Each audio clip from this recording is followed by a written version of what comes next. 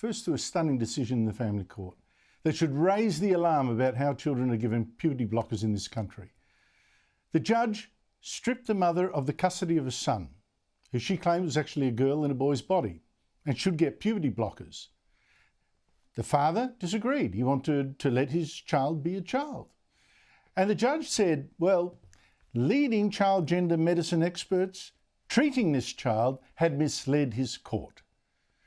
The nation's peak gender clinics, he said, also should be criticised. He said, one of our top gender clinics seemed to affirm unreservedly any child thinking they were of the opposite gender.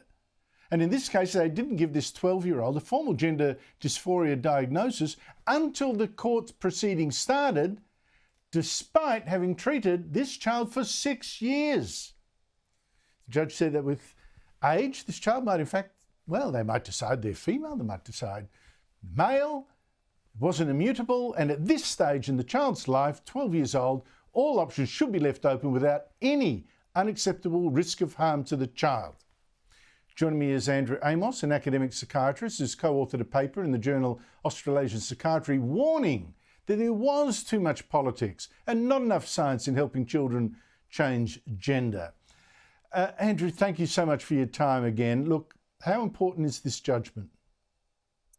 Evening, Andrew. Well, look, the judgment itself is obviously crucial for the health of this young boy and for the father that fought to protect him from the dangerous practices at one of Australia's leading child gender clinics. But in my opinion, it might also turn out to be the moment when Australia turned away from the harmful treatment called gender-affirming care. So basically, Justice Strum's judgment revealed that Australia has all the same problems that led the Americans and Europeans to ban puberty blockers and hormones for gender-confused kids. So clinicians, for example, ignored alternative diagnoses, excluded the child's father from treatment, and failed to do the sort of detailed assessment that's necessary to ensure patient safety, and they put this kid at unacceptable risk. Look, it's just disgusting when you hear these details. I mean, can you imagine being a father and being excluded from decisions to do terrible, with potential long-term damage to your child without you having a say in it? I mean, it's just extraordinary. What does it tell you about the way transgender clinics in Australia are run? Well, what's amazing about this judgment is how clinically it describes what actually happens at Australia's gender clinics. So these clinics have been criticised for years by outsiders, including myself, but they've successfully avoided scrutiny until now. So the advantage of a trial is the opportunity to cross-examine clinicians under oath. And the judgment clearly outlines how these clinicians were so focused on gender that they ignored all other causes of gender confusion, and they refused to offer any other treatment than affirmation, which, in my opinion, traps confused kids into a lifetime of unnecessary and harmful medical and surgical intervention. Well, Andrew, you've been warning about this for years, right? About too much politics, too much ideology, not enough. Just look, just treat the child as a child. What needs to be done?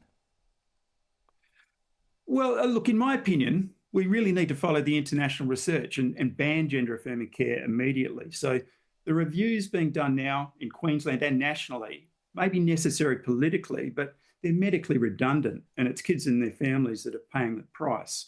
So I think we have enough information already available.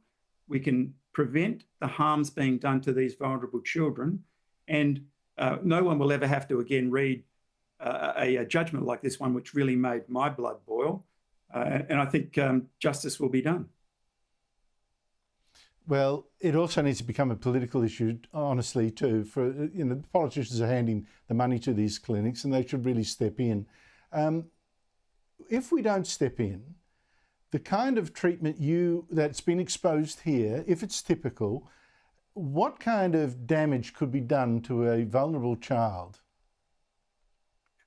Well, look, the main danger, and I think it's directly described by Justice Strum in the judgment, is that children's natural curiosity and exploration is misinterpreted by the clinicians as a permanent and unchangeable reality. Now, Justice Strum was very clear that he did not buy that in this case, and he did not buy that as a general possibility for kids. He said, for example, he elicited from the clinicians and experts in the case that there is no evidence that there is a permanent and unchangeable gender identity. This was simply an opinion of those clinicians. So kids who get misinterpreted in this way get pushed onto a lifelong treadmill of treatment, and this can have terrible side effects, which could include infertility, osteoporosis, sexual dysfunction, or even, in the worst cases, suicide. So, but I also think it's important to note the damage done to the father in this case, who had to fight really his ex-wife, the clinicians at the clinic, and the health system just to protect his son. So, as I said, I think justice probably was done in this case, but we're certainly not always so fortunate. Well, I would say that is a hero father right there. Andrew Amos, Indeed. Thank you so much. And also thank you for trying for so long to do something to raise awareness about this issue. It takes time, but at least Andrew, thank you for your way. efforts in raising the awareness. As I said, the main reason that these clinics have been able to go along with this sort of treatment is the lack of scrutiny. So the more people that know about the things that are happening here, the more resistance there is, and the more politicians, I think, will start to respond to what's obviously a huge injustice.